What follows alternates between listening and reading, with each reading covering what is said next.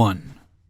For a little information, it's not very uncommon for me to have an experience out of the ordinary.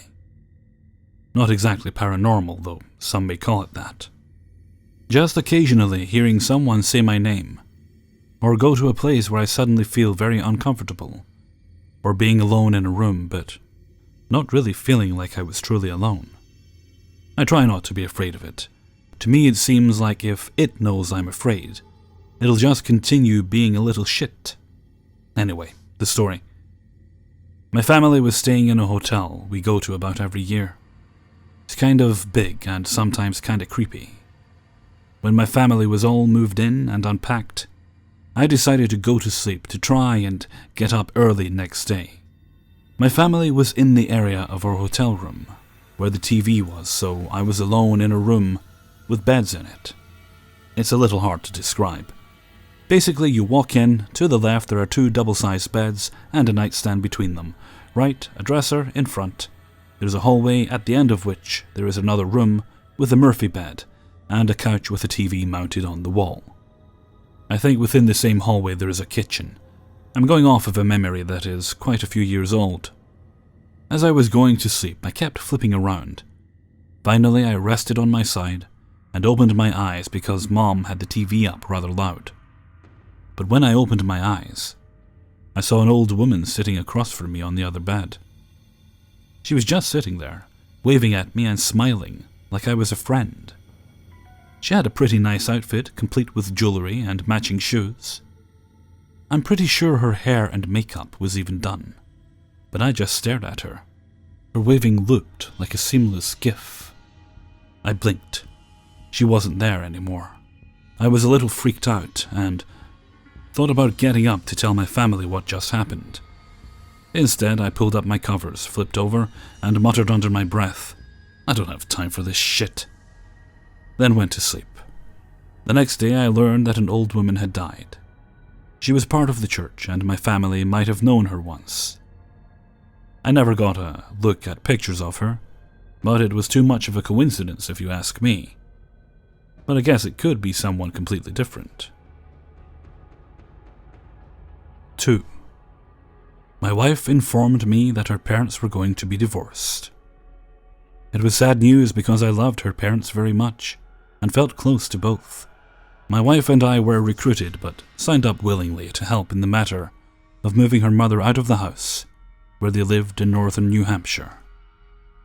Her mother had lots of things and her things were scattered in storage areas, a barn and in the basement. Some of these were very old too. And one of these antique pieces caught my attention. It was a ragged and well-ridden rocking chair, large high back and heavy with thick wooden arms and rockers. Most of the original stain had been rubbed off long ago. The large brass oak leaf upholstery tacks, relieved of their duty decades ago, as the upholstery itself was either missing, ragged and worn out by over a century of use and years of neglect and decay. It gave me the willies just looking at it. I felt as though it was looking back at me with the same resignations. I don't know for certain what it was exactly, but the oldness of the chair seemed to mimic an old abandoned house, whereas it too could harbor some entity abhorrent to the realm of the living. I shudder as I type this, and the hair on the back of my neck turns to cold, standing fibers, having this relic remembered to me now. My wife was nearby, and at one point, I was going to talk to her about how that chair gives me the creeps, but she was scrutinizing something she had found, and I waited until I would have her attention. I could see the old chair in my periphery while waiting, and it suddenly began to rock on its own. I knew my wife couldn't see what just happened, and I knew she would not believe me if I told her that her great-great-grandmother's chair had just started to rock on its own. I didn't tell her, and I discontinued waiting to tell her how I felt about the chair. I was sure my skin was visibly crawling now anyway, so I went off to pack other things and eventually did have to move that chair into the back of my truck. I was reluctant to put my hands on that rocking chair, more so to lift it up, bringing it close to my body, knowing some long-dead relative was dwelling in its folds of ancient upholstery and petrified wood. As a result, it was last on the truck. We got in the cab of the truck once everything was tied down, and drove to a self-storage unit near to where her mother was going to purchase her new home. Now, because the creepy chair was last on the truck, it was first into the storage unit. As I said, her mom had lots of stuff, and the self-storage unit was getting quite full. It almost looked like we had all the props of the entire movie set of Ben-Hur in that storage space. Well, when we were done, we took a quick last look and dropped the overhead door, and were going to put the padlock on. But the door did not collapse all the way, stopping about 6 inches. There was nothing in the way, and the storage unit was quite new. The overhead door tracks were in perfect shape. I could see no reason why the door would not go all the way down. This is important information. I was getting upset when, after raising the door all the way and dropping it down again quickly, it did not drop the door down far enough to line up to the holes in the door latch to match the holes in the door frame. I noticed a small protrusion at the bottom of the door that could be used to stand on to coerce the door into submission. I stood on this metal angle iron foothold and slammed the door down and locked it. My wife approached the lock to double check and make sure it was secured, and we walked back to the truck. The truck was facing away from my mother-in-law's storage unit and off to the right. Basically, I was parked sideways in front of the adjacent storage unit. We got in the truck, and before driving away, I felt compelled to give my driver's side rearview mirror a glance. I was terrified to see that old rocking chair left out in front of the storage unit. My mind raced for an explanation, a rational solution to what I was looking at. Reasoning had lost its footing on the ice that now filled my veins. I thought, well, my wife hasn't seen it. I can just drive off, and no one will be the wiser. I did not know how to present this latest development to her without sounding like a little boy who's afraid of the dark. I casually told my wife that we had to go back and put that chair into the storage area, because we had obviously forgot it out there. I just wanted to see her reaction without me influencing it.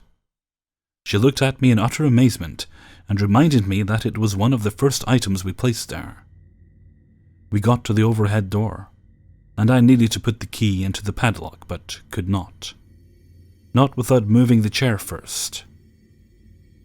It was in the way of reopening the door.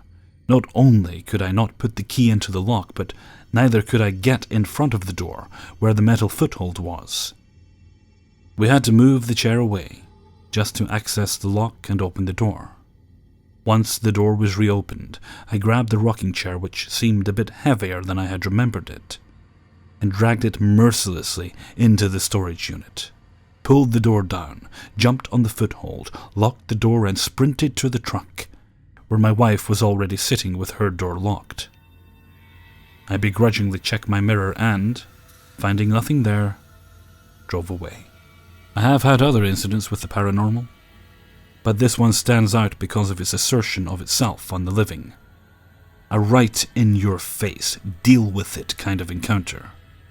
I have been to my mother-in-law's new home, and yes, I have been reacquainted with the haunted chair. I will never deliberately be alone with that thing. My mother-in-law thinks the chair story is funny and adds character to the heirloom. I never told her, but if she ever goes away for a while, I will drag that wretched chair deep into the woods and burn that old granny fart catcher into ashes. And when my mother-in-law asks about it, I'll just suggest that the spirits must have hidden it somewhere. But that's okay, because it adds character to the chair and the story. 3. Back when I was a junior in high school, my parents divorced and my mom couldn't afford the payments on the house we were living in, so we were forced to move. I had a fear of anything scary at the time, and I really didn't want to move anyways, so I refused to go look at this house my mom and my sister were excited about. My mom wanted me to take this big room because I was and am a writer, so she thought the bigger room would be nice for my writing supplies and everything. But when I was told it faced the cemetery, I told her there was no way, so my sister took the room. We moved in. I ended up having basically 2 rooms because I had the smaller room and then the room next to it for my stuff. My mother told me how when she and my grandmother were hooking things up, the television in my room turned on by itself. Freaked my mom out, but my grandmother is a skeptic and said it was probably just a little messed up from the move. I moved in that room. That's when things got weirder. I had an old PC computer. I had to hold the power button to turn it off, it's so old. Well, one night I was asleep after I turned my computer off. It turned right back on when I was about to fall asleep, thinking maybe I just made it go to sleep instead of turning off. I did it again, and it didn't do it again. Then my iPod went missing off the charger. My sister thought it was one of her cats, but the floors were hardwood, and I would have heard the iPod fall if one of the cats hit it, and the cord was still in the dresser instead of the floor. I looked for my iPod for a month, no success, until I went to bed 1 month later, woke up, and my iPod was right back on the charger as if it had been there all along. What was the scariest bits was this. It got worse the longer I lived there. I had a yellow Labrador, Cody, who slept in my room every night. At 3 a.m. on the dot, I would hear what sounds like my mom shouting, "Nick!" at the bottom of the stairs. It was so loud it wouldn't just wake me, it'd wake my dog too. I'd go see what my mom would want, and she'd be fast asleep or tell me, "I didn't call you. Back to bed," in a half-asleep, irritated tone. 6 months into the move, my dog, who never had anything wrong with him in his life, besides shoulder surgery, suddenly had a full-blown seizure at 5 years old in my bedroom. Never in the 5 years we had him did he ever have a seizure. It happened again 3 months after that, and the doctor finally put him on medication for it. But he was never right in that house. He kept staring at the halls as if something was staring at him, and those were days he'd sit right under my feet, just trained on the door. My sister's 2 cats would be fast asleep, and they would seriously just bolt across the room as if someone came up behind them and screamed at them. 2 years later, my 16-year-old cat, who had never been sick a day in her life, suddenly had 2 massive strokes and passed away in my mother's arms while I was visiting a friend because we were getting ready to move. It was as soon as I moved my dog out of the house, the seizures stopped completely, that he didn't even need his medicine anymore. I stopped hearing my name get screamed at 3 in the morning, but whenever I went to visit my mom in that house, I never felt welcome there. Whatever was there took a liking to me and the animals in the house, and it was something I will never forget. 4. This happened to me almost 20 years ago. I live in a small town in Virginia. Located in the next town over from mine is an inn which was built in 1910. It has recently been completely renovated to its original beauty and is breathtakingly majestic, especially at Christmas time. The inn is a 3-story building consisting of a full basement with an old-fashioned saloon-type bar, and what I assume is offices and storage spaces.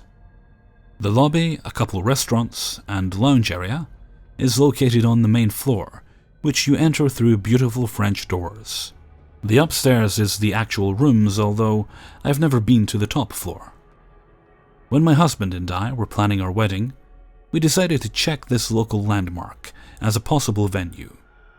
At the time, the inn was closed to the general public, but we decided to contact the owners to see if they would be willing to let us have our wedding there. They agreed to do a walkthrough with us, to show the different rooms available, as neither myself nor my husband knew much about the layout, but both of us had admired it from the outside. This inn has an amazing staircase, and I could just imagine myself on my wedding day, gliding down those stairs and into my new life. You know how we girls are. It was a beautiful hot summer's day, so my husband and I decided to ride his motorcycle as we made several stops in preparation for the big day, which will be relevant to the story. We met with the owner, who proceeds to show us the rooms that would be appropriate for a wedding, and even the basement bar, which would be wonderful for the reception. The inn had been closed for years, so I had never been inside.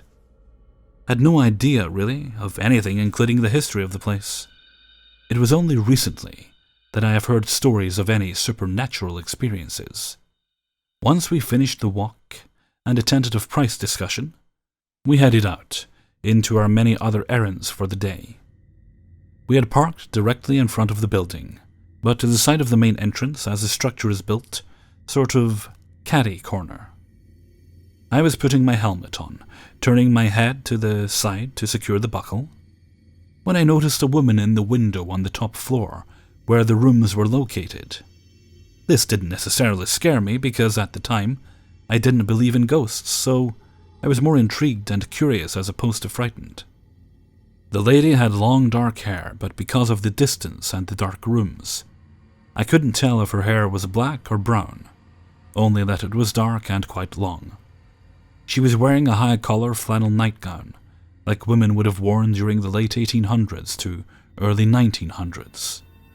It was midsummer in rural Virginia, so why would she be dressed in a flannel nightgown when it was close to 90 degrees? We had just been in the building, which I'm sure didn't have central air, since it was a little on the stuffy side. There was no AC unit in the window, where she was standing, as I would have been able to see one because of the location of the room. She had such a sad look on her face, almost a longing, as if she was searching for someone or something.